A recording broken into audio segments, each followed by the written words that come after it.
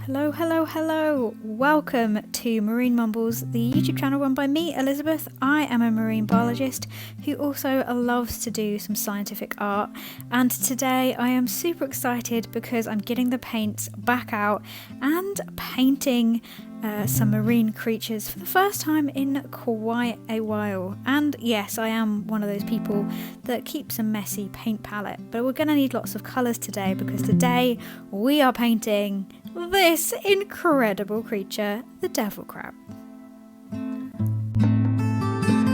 If you haven't seen my rock pooling vlog where we find a devil crab, in fact the devil crab kind of found me because it pinched me and that's how I knew it was there, then go and check that out. I explain how much I love these creatures so much, and you can see tons of great underwater footage of it.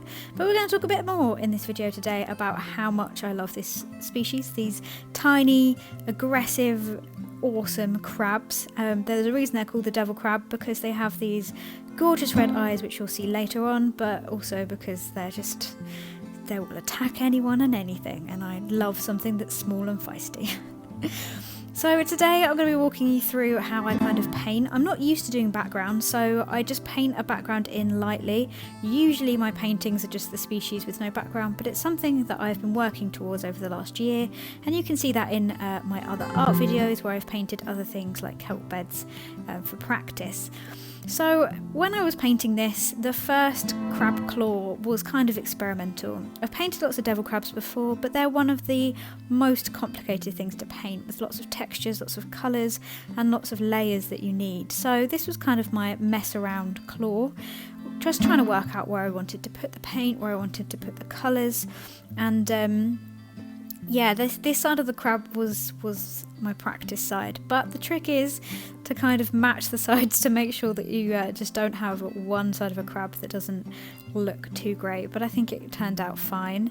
This species in particular being one of the brighter coloured species we have in the UK, and especially a brighter coloured crab, I wanted to make sure that I got the colours right, so you'll see a lot of like fiddly, tiny faffing in this claw. I'm trying to mix the right colours and kind of layer everything up so that we can really represent this wonderfully coloured crab properly in this painting.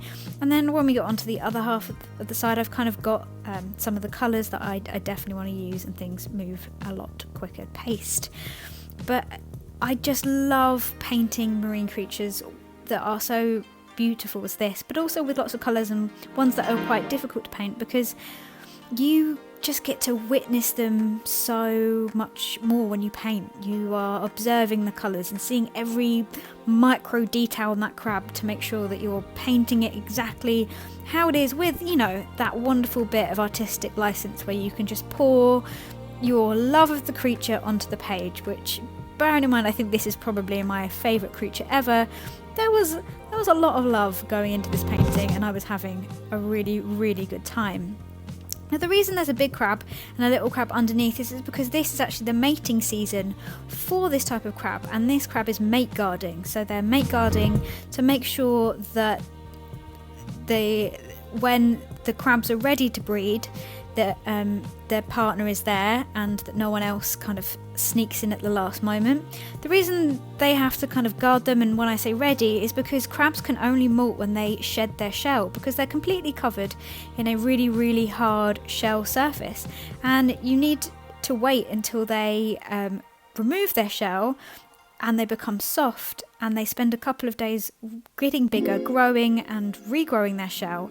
And then once they've done that, they can mate during it too, and then apart from that, the rest of the time they can't actually breed. So it's one of the few times you'll get this really special encounter with these devil crabs.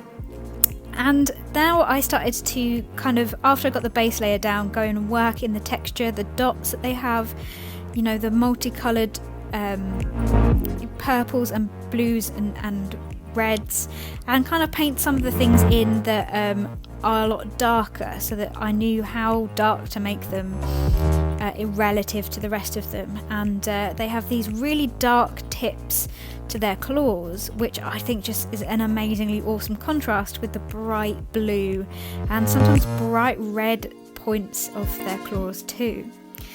Seeing this crab kind of develop, I needed to bump up the background a bit. Again, not great at the background stuff, but I actually think this came out really well in the end of how I did it. I don't want the background to ever distract from the animal. I think that's my difficulty, is that I love painting the animal so much that I just don't want the background to overpower it. So it's a nice balance between kind of making it, using the background to give context so we can see that this crab is under a rock, but without, being distracted by exactly what the rock is. Now the most nerve-wracking part of this entire painting are the red eyes. I mean, this just brings it all together. This devil crab with its bright red eyes, its character feature, and this just really deep red eye. Oh, I had so much fun, but so nerve-wracking. Now this next bit is probably a terrible filming, because I outlined everything and drew in it in white paint and pens and dots and things, but I was so nervous about ruining the painting at the last minute that I didn't really think about filming, and oh well, I think it came out okay. I'm more worried about the painting coming out alright than the filming at that point. When you do a really nice painting, you're just so worried you'll ruin it at the last minute. I really like what I'm doing here with the background. I'm adding just a bit of texture with some pencil, which is something new and I haven't really done too much before. And I think it was just a nice loose way to kind of bring the background out slightly more than it had, just so that the crab didn't look too out of place. And now to sit back, and this is the most satisfying part, isn't it? It really has to be. It's so satisfying.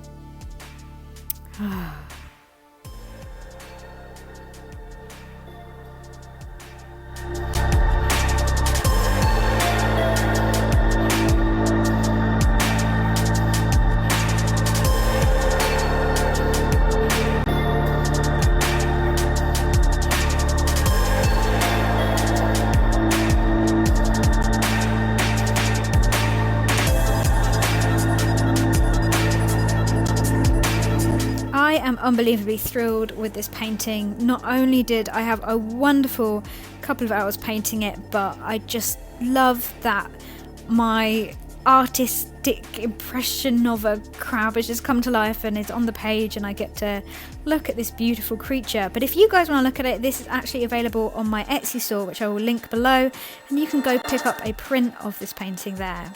I will see you back next Wednesday with another marine themed video, because we explore the marine world every single week together. So I can't wait to see you back then. Bye everyone.